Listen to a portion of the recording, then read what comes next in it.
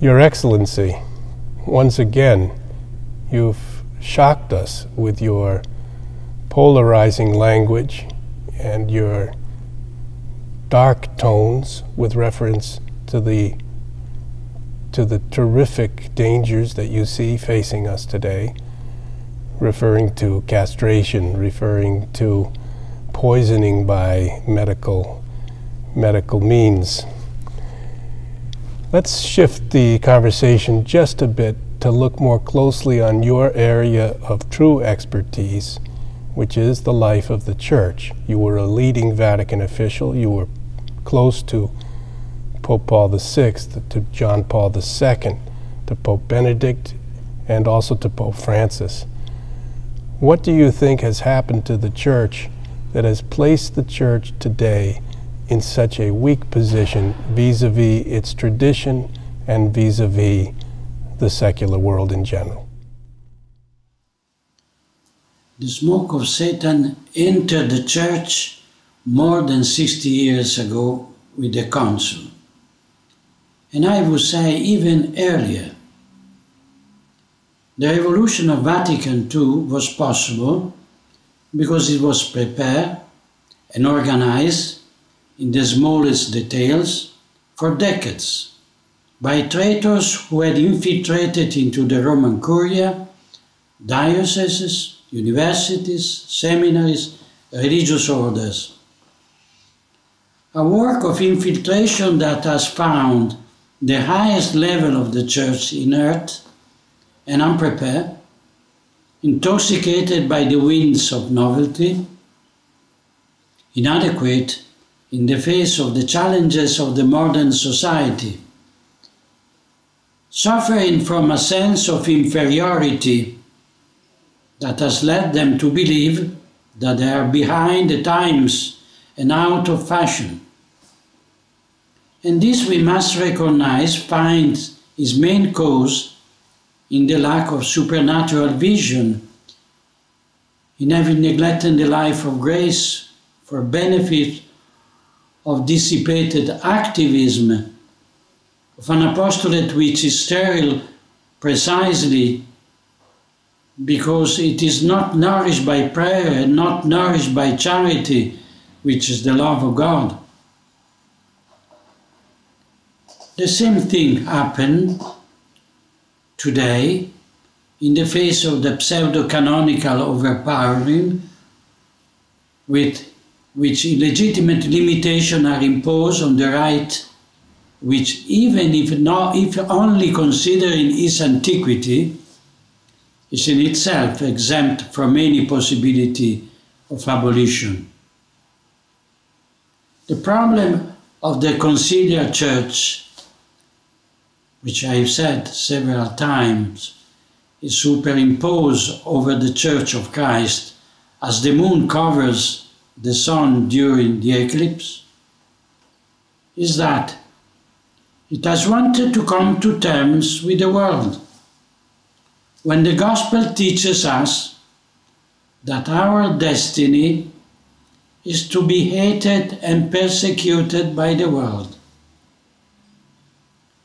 If the world hates you, said Jesus, know that he hated me before you. If they persecuted me, they will persecute you too. A disciple is not superior to the teacher, not a servant superior to his Lord. The conciliar hierarchy has succumbed to the temptation to choose the easy way of dialogue rather than courageously walking the way of the cross. And this has led it to renounce to the proclamation of the gospel, adulterating it, adapting it to the spirit of the world. Let us not forget that Satan is called by our Lord the prince of this world. And yet, faced with the colossal failure of this alleged conciliar spring, one insists with tetragonal obstinacy on the path that has proven to be suicidal. If Vatican II had at least increased the number of the faithful, one could criticize his method, but at least recognize its numerical, if it's not qualitative, benefit. Instead, the so-called opening of the Council has not converted a single separated brother, causing the abandonment of an exorbitant number of faithful. Those who remain in the Church today have a knowledge of the faith that is almost always full of gaps, incomplete and erroneous. Their spiritual life is poor, if not completely absent. And the state of grace is annihilated and neglected. I ask myself, where is this resounding success of Vatican II, on the basis of which we should continue on the path he has taken after having abandoned the royal road or the Roman pontiffs follow until Pius XII?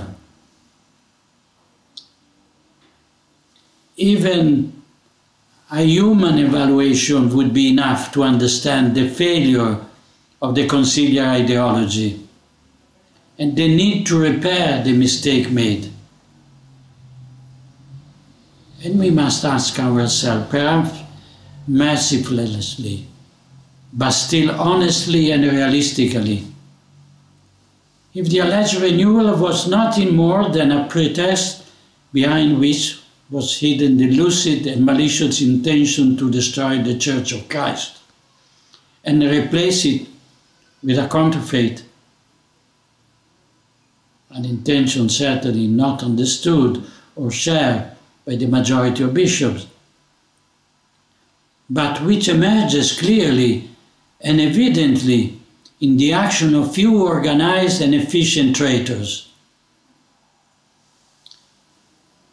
It is not a coincidence that they speak of the old religion and the old Mass in concert with the new conciliar religion and the new Reformed Mass. That follows. They have deliberately dug using the councils as a plowshare. Today show itself to be real, as a disagreement that separates what is Catholic for what is no longer Catholic. Who is Catholic from who no longer wants to be. Hello, I'm Deborah Tomlinson with Irby Dorby Communications. Thank you for watching. The Viganò Tapes consist of 18 questions we asked Archbishop Viganò at the end of August 2021. Each question will be released separately in its own video over the next 18 days. Be sure to click the red subscribe button and the bell next to it so you will be notified when we upload the next question. Also, consider joining Dr. Robert Moynihan on pilgrimage this October in the United States in the beautiful Shenandoah Valley in Virginia. We have only a few seats left. See the link below. Thank you very much.